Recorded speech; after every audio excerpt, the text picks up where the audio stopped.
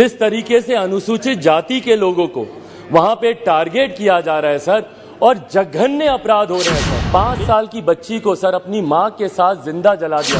मैं जानता हूं सर अपनों को खोने का दर्द।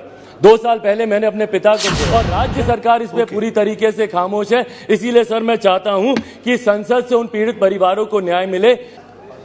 Thank you speaker sir for giving me this opportunity.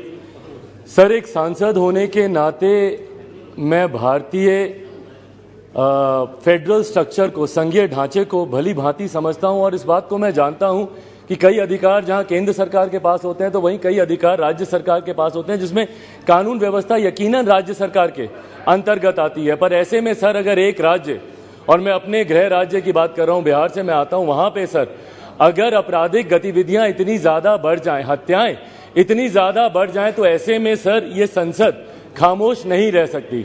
Sir, मैं बिहार का जिक्र करना चाहता हूं जहां पे एक के बाद एक ऐसी हत्याओं का श्रृंखला वहां पे शुरू हुई है और जिसमें हर जाति, हर धर्म, हर मजहब के लोग उसमें अंकित हैं, भले वो व्यापारी वर्ग के लोग हों या गरीब पिछड़ा वर्ग से आने वाले लोगों पर। सर, खास तौर पर जिस तरीके से अनुसूचित जाति के लोगों को वहां पे टारगेट किया जा रहा है सर, और जघन्य अपराध हो रहे हैं सर।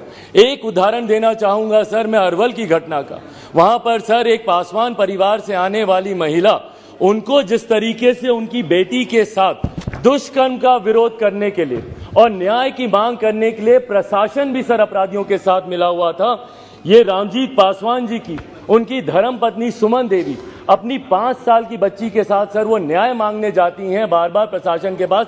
प्रशासन उनकी बात नहीं सुनता, परिणाम स्वरूप उनको जिंदा जला दिया जाता है। उनके घर में पेट्रोल छिड़क कर 5 साल की बच्ची को सर अपनी मां के साथ जिंदा जला दिया गया। सोचिए, वो बच्ची अस्पताल में, उनको मैं देखने गया था, वो बच्ची 5-6 दिन तक लड़ाई लड़ती रही जिंदगी मौत के साथ, न्याय की उम्मीद रखते हुए उसने दम तोड़ दिया। बेगूसराय की घटना सर, फिर एक पासवान महिला के साथ सामूहिक, 2 मिनट लूंगा सर, सामूहिक दुष्कर्म करके उनको अर्धनग्न व्यवस्था में सर उनके शरीर को खेत में फेंक दिया गया। सर, एक के बाद एक सर ये घटनाएं हो रही हैं। मैं जानता हूं सर अपनों को खोने का दर्द। 2 साल पहले मैंने अपने पिता को खोया, कल मेरी नानी का निधन हुआ है सर, अभी 24 घंटे नहीं हुए उनके अंतिम संस्कार को। सर, आज मैं यहाँ पे इसीलिए बोल रहा हूँ क्योंकि ये बिहारियों का आक्रोश है सर, और राज्य सरकार इस पे पूरी तरीके से खामोश है। इसीलिए सर मैं चाहता हूँ कि संसद से उन पीड़ित परिवारों को न्याय मिले।